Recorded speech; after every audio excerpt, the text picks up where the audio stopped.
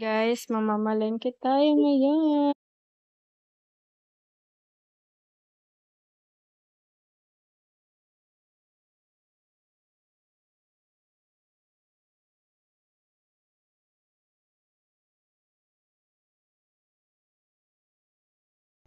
Ayun nga guys, sa Peterborough kami bumibili ng mga gulay kasi mas kumpleto doon. Kasi dito sa Stamford, wala yung ibang mga gulay sa groceries.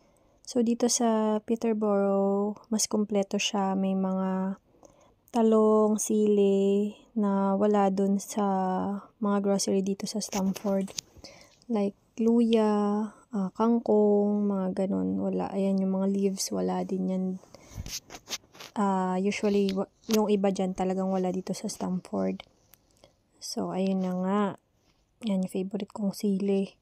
Sabi ko sa ate ko, damihan niya. Kasi, nung last 2 weeks, kumakain kami di maanghang yung mga pagkain. So, ito na nga, yung si Stanley, kinain niya yung display. Kaya binili na ni ate.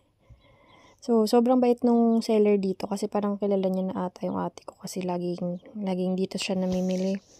So, sabi niya okay lang daw kahit hindi bilhin yung blueberry kasi kinain naman ng bata. So, sabi naman ni ate Laiko is bibilin niya kasi gusto yun talaga ni Stanley, nung anak niya. So, ayun na nga guys. Bye!